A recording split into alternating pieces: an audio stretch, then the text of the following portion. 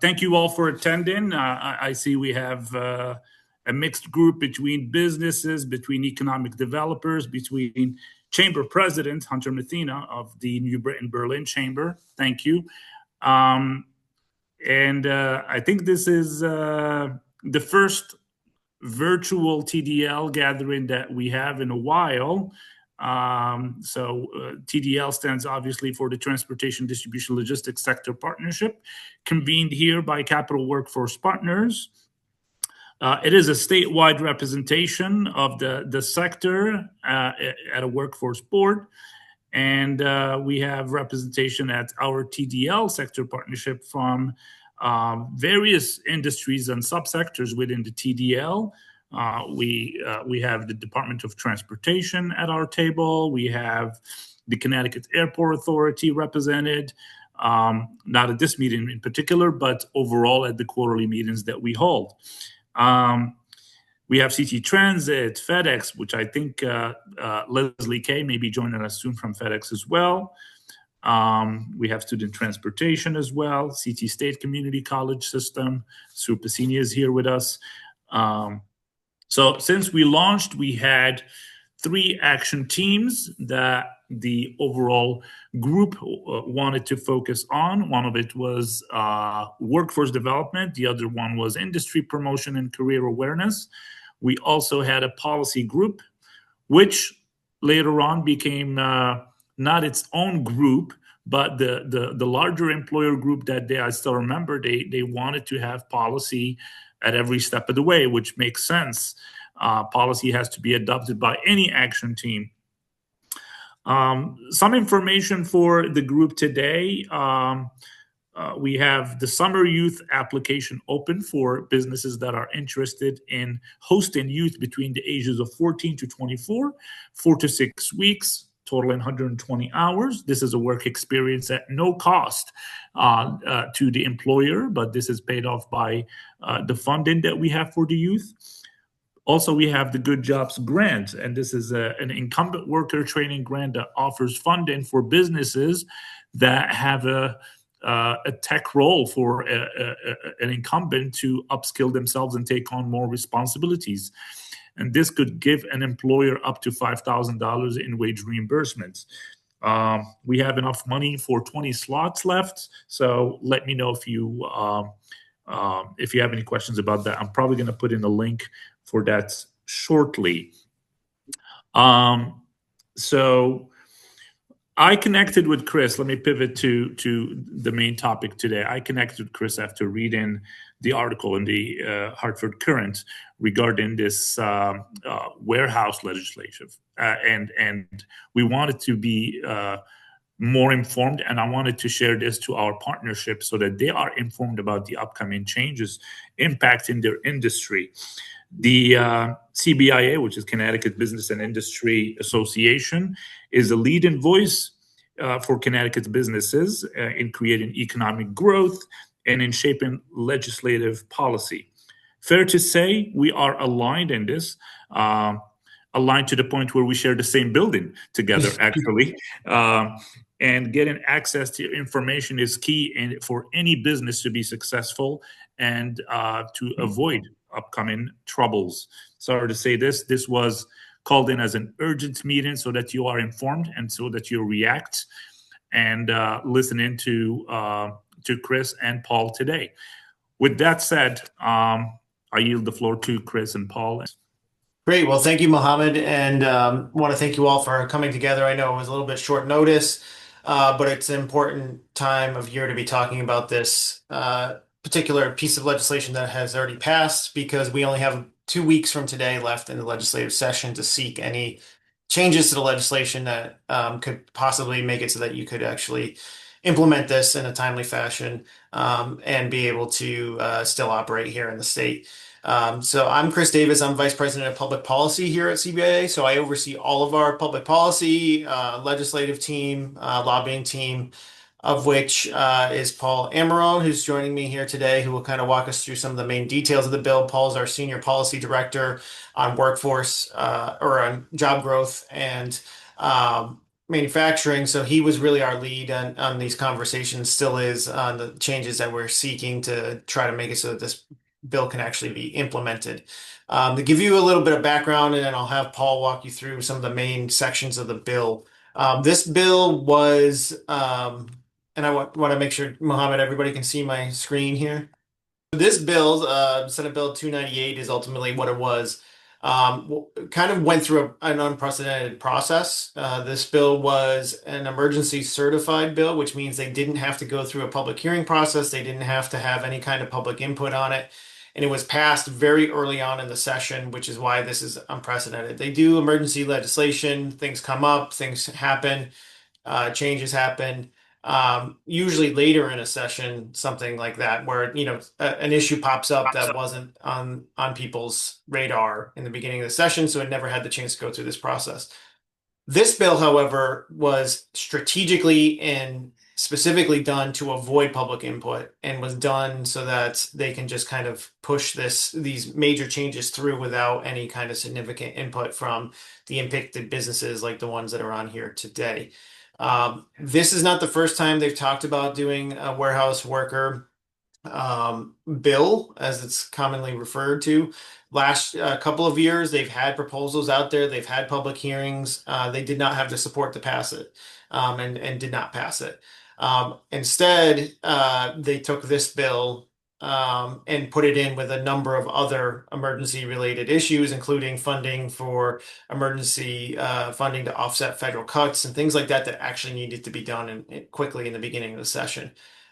So this bill did not go through the normal committee process, did not have public input. You as employers in the state were not given the opportunity to talk about how these changes were going to change what you were doing. This is also a lot different than the bills that were before us in the past. It's much broader in scope. More of these NAICS codes are included, and we can have Paul kind of walk through these in a moment. More of our members at CBIA, but also just members in the transportation and logistics system, are now impacted by this than what was previously considered in the past.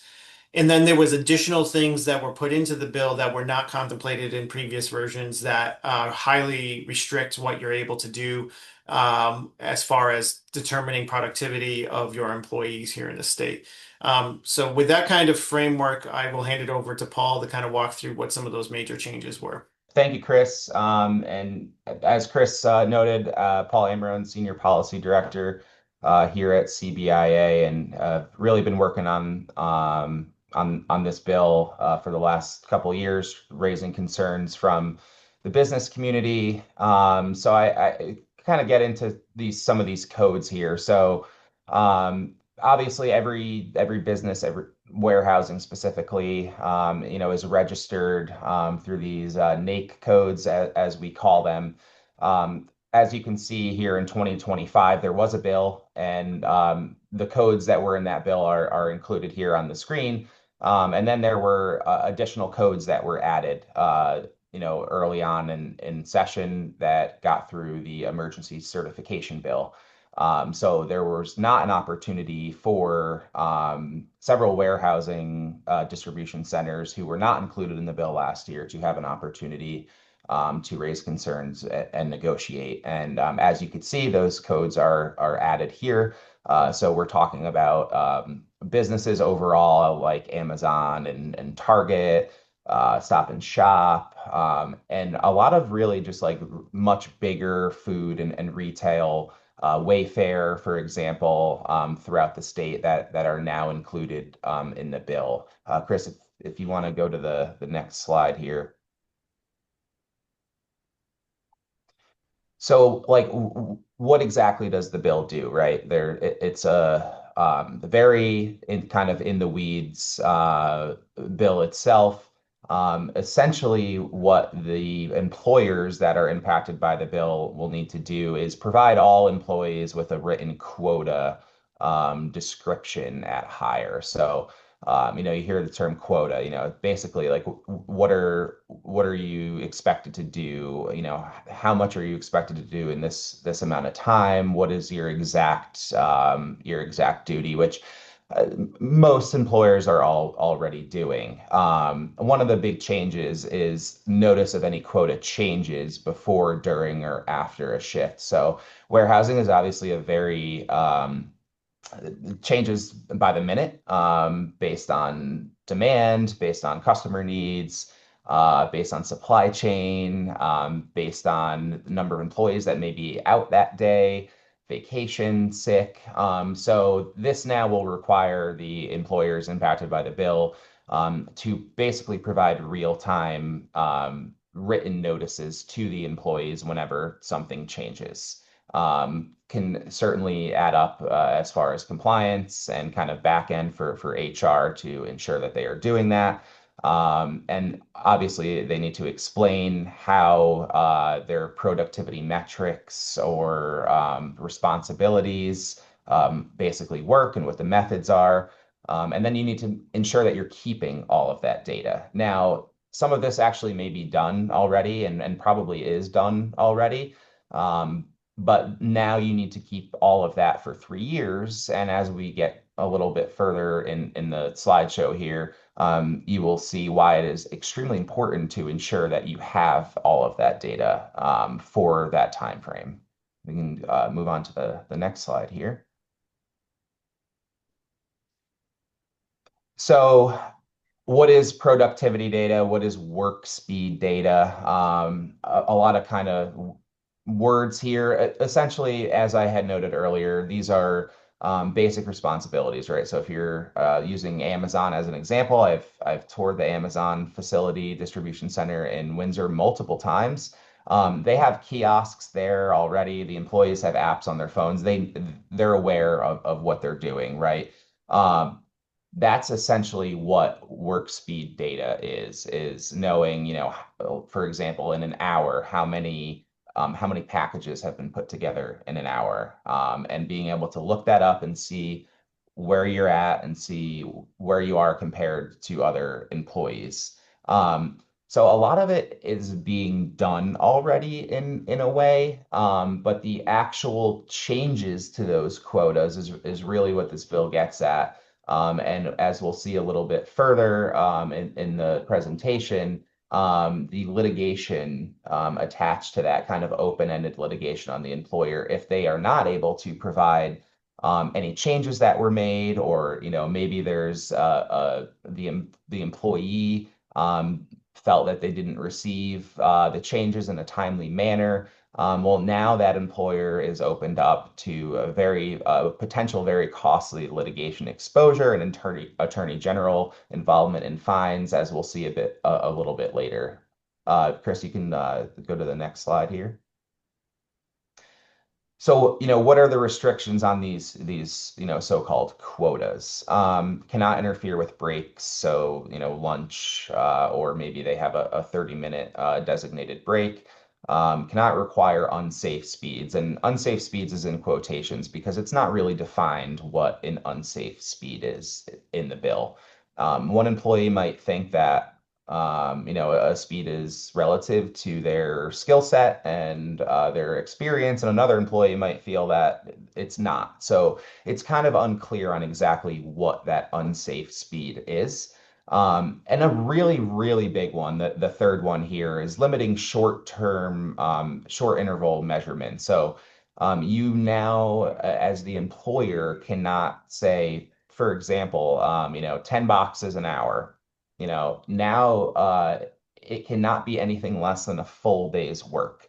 As most of using Amazon as an example, you order a package from Amazon, you usually get it the next day. If it's a bigger package with a little bit more, maybe a couple days. Amazon, other warehouses now will not be able to use any sort of increments of quotas, productivity quotas that are less than a full shift. So talk about holidays, you talk about supply chain changes, you talk about anything that might impact a short-term quota will now be restricted to be a full day quota. So really upends how the warehousing industry operates overall. And that unsafe speed is not really defined in the bill, which is a concerning part for many of the distribution centers that have been impacted. And then the fourth one here is restrictions on ranking base. So can't compare employees' performance to determine ranking. Now, a really interesting part about this is employees at several of the warehousing employers that we have talked to, they don't have specific productivity quotas. So, for example, they don't have something that says you need to package 10 boxes every hour, at this speed. They actually are put into a pool with all of their other counterparts, employees, and essentially the employees are ranked in a way, but they don't have a specific quota. And the top performers, are at the top, and then the bottom 5 to 10% are given an opportunity to meet with management and to find any areas of concern and to help them. And there's really minimal situations where employees are fired for being in that bottom 5 to 10%. There is a structured plan to ensure that that employee is not in that 5 to 10%. But this fourth part is really important because some of the biggest warehousing distribution centers in the state do not use any sort of productivity metric. They actually just have all of the employees compared to one another. So this really upends an entire system that is used not just around the country, but around the world for some of these international companies. And it's also important to know that other states that have passed a version of the warehouse bill, they don't have this in this much detail. So Connecticut would really be an outlier. And I know I keep saying Amazon, but this was pegged the Amazon bill last session. And they are, if not the one of the largest private employers in the state that have grown significantly here in Connecticut. Amazon would have to use this system just in Connecticut, nowhere else in the country or nowhere else in the world. Chris, if you want to go to the next slide here. Sure. So when it comes to employees requesting, that they are able to see these quotas or these quota changes, there's very strict guidelines for the employer. There's no retaliation for data requests. So if there's an employee who's requesting it and that employee might be in that bottom 5 to 10%, you have to be very careful as the employer on how you might discipline that employee, not for asking you for the data, but just in general as an employee-employer relationship. Protected employees are protected if they're failing on unlawful quotas, which is again, when we go to the unsafe work speed, not really defined in the bill, so unsure on exactly what that unlawful quota would be. Protected for taking breaks. There's already federal and state law guidelines for employees for lunch breaks, for bathroom breaks. This is kind of just shoring that up. And then, safety complaints. All the distribution centers that I have been to, and Chris can probably attest to this as well, they are overly on top of their safety guidelines. You see signs everywhere. You see reporting opportunities everywhere. They have health and safety inspectors internally, externally that come in. So again, it kind of just goes back to the open-ended, what is considered an unsafe speed that, based on this bill. And it's really not answered in the bill. So this is a big piece here, right? So everything I've talked about, and now we get into the enforcement, right? So if an employee feels that they didn't get the proper, work speed data or productivity metrics when they were hired, or their quotas changed and they weren't notified in a timely manner, or they feel it's an unsafe work speed that they're being required to work at. they can file complaints or sue. There's a private right of action attached to the bill. Some of the other states that have passed this bill, they have enforcement through the Department of Labor, but there's not a private right of action. So really opens the employers up to added increased litigation. The Attorney General is specifically in the bill, named in the bill Attorney General involvement. So you're talking about several warehouse distribution centers across the state that now have this open-ended liability where it's really kind of a subjective situation where they might be following all of the provisions of the bill, and they still might have added litigation. I think it's also very important that employers are inherently good people. They provide jobs and good wages and opportunities. This is a massive expansion, new bill and expansion of existing law. So actually being able to comply with the technicalities of it is going to take some time for employers to ensure that they are in line with the changes.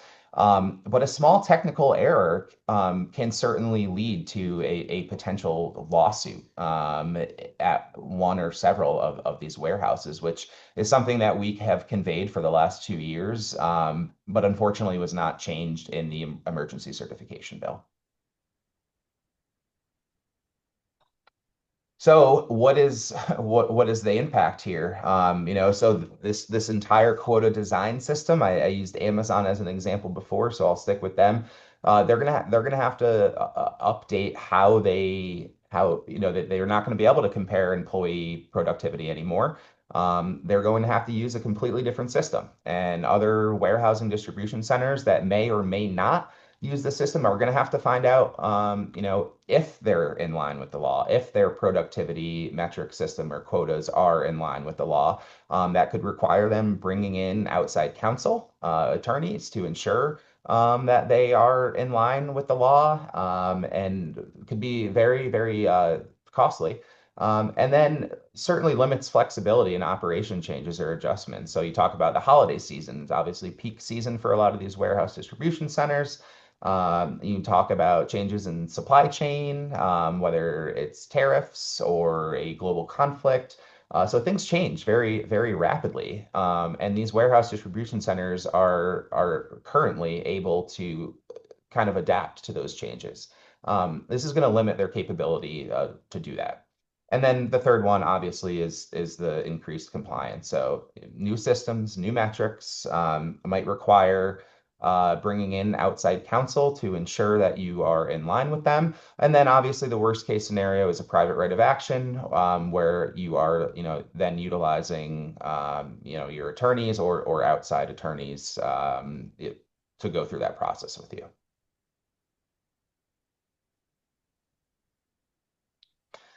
So I think this is maybe the last one here, or second to last one. But these are kind of just everything I've talked about, throughout the presentation on what exactly businesses will now face. So your higher compliance costs, a complete overhaul of productivity tracking system, increased litigation, potential impact on investment, and kind of weighing the safety to flexibility. We are obviously fully supportive of ensuring that employees are protected. They have, safety barriers, and I've seen. I mean, Amazon is just an incredible facility. The opportunities they have for employees, internally and externally is quite impressive.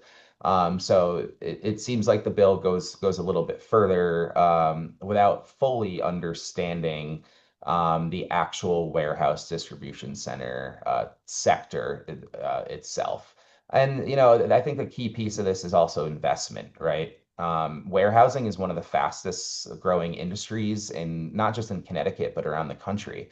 So there is a competition amongst states, especially states that are situated, close to New York and Boston, and even the Canadian border. a competition to bring these warehousing distribution centers to our state. And we have seen incredible investment from Amazon and Wayfair and even some of the other larger retail chains here in Connecticut that have provided tens of thousands of jobs overall, directly and even more jobs indirectly.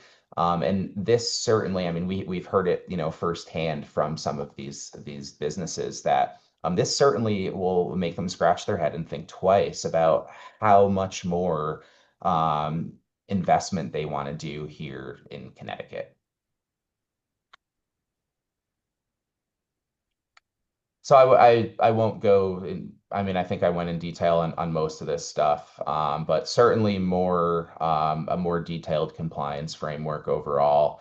Employers, are certainly, I hate to use the word targeted, but are certainly the ones who are taking a majority of the new added compliance and liability risk, and really part of a broader regulatory trend that we see here in Connecticut. There are certainly a lot of really good things that are happening here in the state legislature that CBIA is at the table for. But things like this definitely make it more difficult to do business here. And it just doesn't send a great message to the employers who really, are the engines to our economy here in Connecticut. So I will stop there. I don't know if Chris has anything to add, but I would Yeah. take any questions too. Before, Chris, I see you got your hand raised. I just want to kind of emphasize a few points here. This is the most broad and expansive version of any type of warehouse bill in the country. There are some other states that have adopted similar language, but we are the most expansive and the most restrictive for employers in the country. If you have 250 more employees at a single facility, or if you have a total of 1,000 employees in the state or more across all of your facilities, you are now required to be compliant with this law by July 1st of this year. So you only have a few weeks to get into compliance of this. So for those companies that don't have traditional, 10 boxes per hour quotas and instead use that ranked system where you're saying, let's compare the people that are within the facility and make sure that everybody's working at the appropriate speeds. Now you have to completely change that and go to this, more direct quota system. You have to do this by July 1st, or you risk all of those kind of penalties that Paul described earlier, up to and including the private right of action of that individual employee doing it, and then teaming up with a bunch of other employees to do a class action against you as the employer.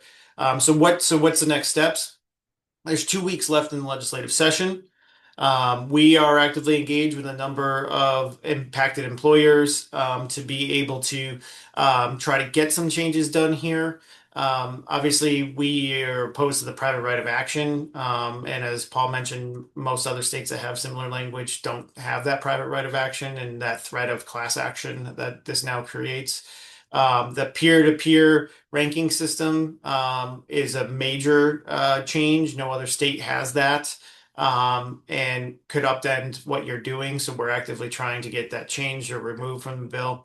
It's an uphill battle. There's 2 weeks left in the session. Like I outlined in the beginning, this was done intentionally to try to avoid any of those things being changed or taken out of the bills. So it is an uphill battle, but that's why we wanted to present it to you all here today so that you have an idea of what you're going to need to comply with in the next couple of weeks. And if you're interested in being part of any discussions about any potential changes going forward, where Paul and I are certainly open to hearing from you and in those discussions. I will also note too, because some of the people that you mentioned, Mohammed, who are part of this RSP, the transportation side of things, so the drivers, there's a lot of controversy around that part of the bill that they are likely pulled into having these types of restrictions when they're in the facilities.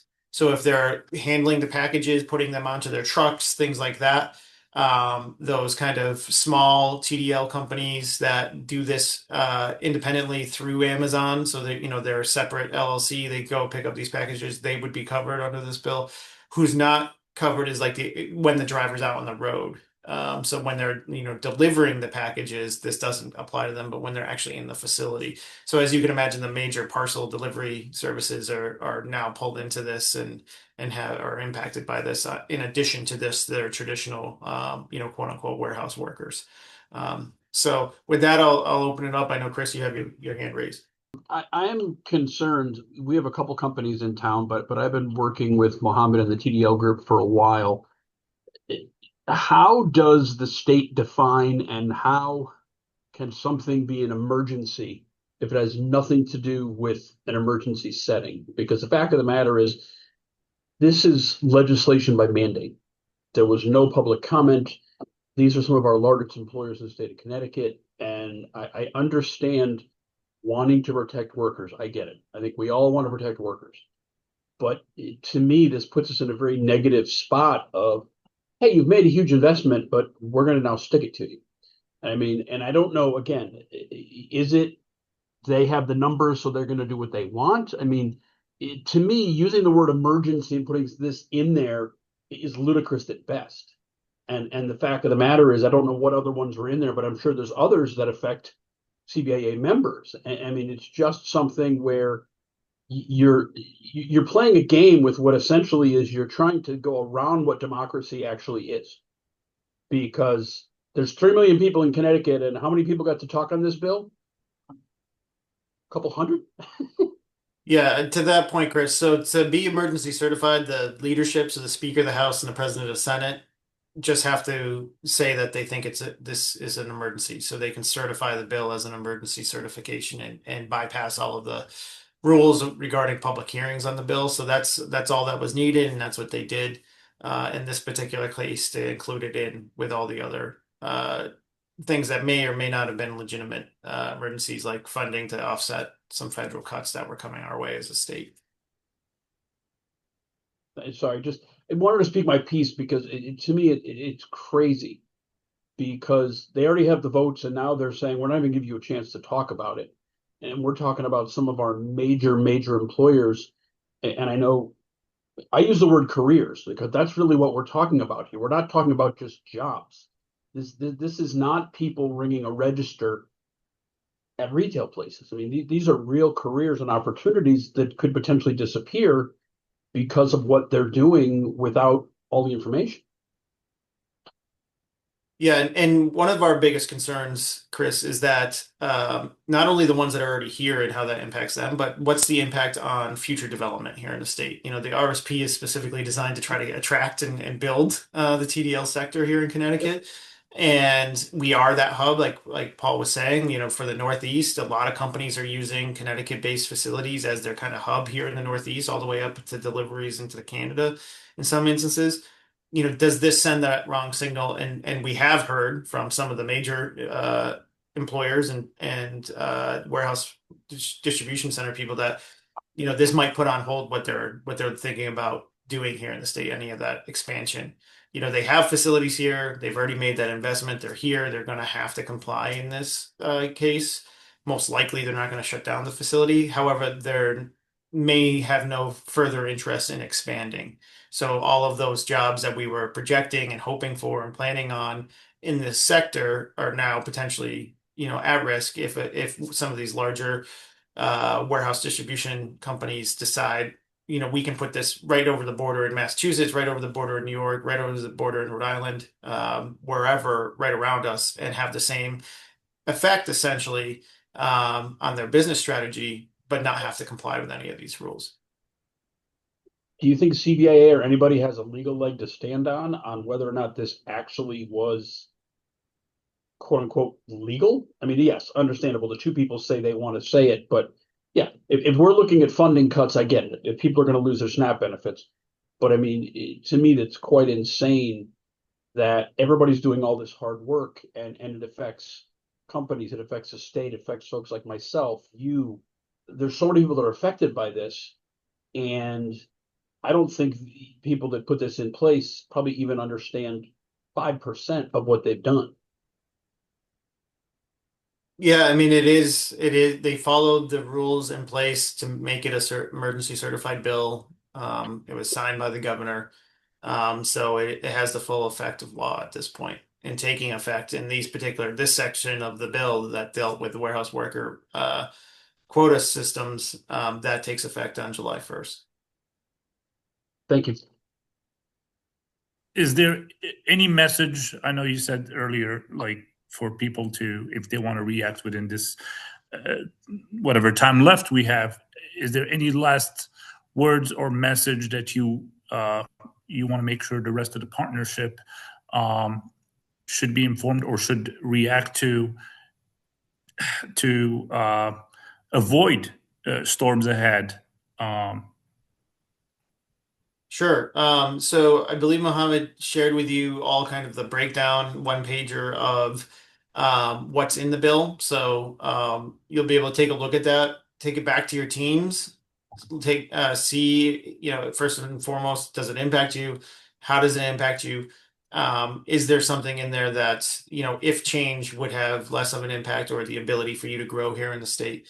If that's the case, like I said, we have 2 weeks left. We're actively trying to get some of these changes put into other bills so that we can try to get some of these sections worked out, so that compliance can be met.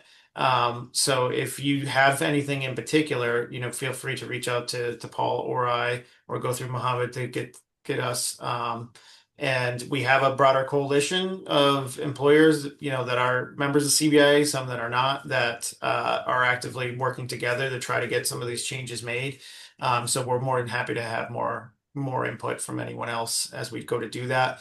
And if you have any of those changes and you want to reach out directly to your state senator and state representative in where those facilities are and say, hey, I know this takes effect in a few months, but this is really going to impact us. You guys need to do something about it, to kind of build up that kind of groundswell of the membership to know that, this is impactful and we need to make some adjustments before they get out of session here in a couple weeks. Good stuff. Well, just in case, I don't see anybody, have any questions from the group here today, but I'm gonna, if it's possible to share the slides, I'm not sure. That way we can include it. Yeah, we can get that over to you. Wonderful. I'll send it to the rest of the partnership, and I'll reattach again the document you shared with me, Chris, and. Yeah, this is unfortunate. They used to say the devil's in the detail, but I think they should rename that. The trick is in the title, because this is titled something awesome like warehouse protection, and what a trick. But this definitely slows the idea of what TDL is trying to do, and it's really another advantage to other states to deter future businesses from joining this region or this state.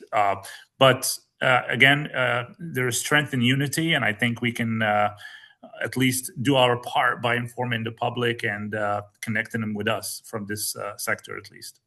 Yeah, and I want to thank you guys, and thank you, Mohammed. Like you said in the very beginning, you reached out to us and said, "Hey, we saw your comments in here. Is this, real, or is this are you making this up?" And we sat down, we went through with the CWP team and said, this is what's in the bill, and they said, "Wow, we need to get this out there and let the RSP membership know about what's coming in just a few weeks." So I really want to thank you for having Paul and I join you here today and talk about the importance of this bill, because it is a major growing sector of our economy here in Connecticut. GDP growth has been here, job growth has been huge in this sector. So, anything we can do to help driving us in the right direction, which is, I know, what you guys are doing every day at the RSP, we're happy to try to be helpful for that.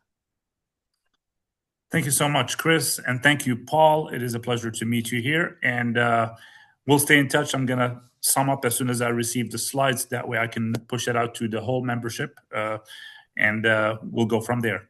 Great. Well, thank you guys. Thank you very much. Thank you, everyone. Thank you.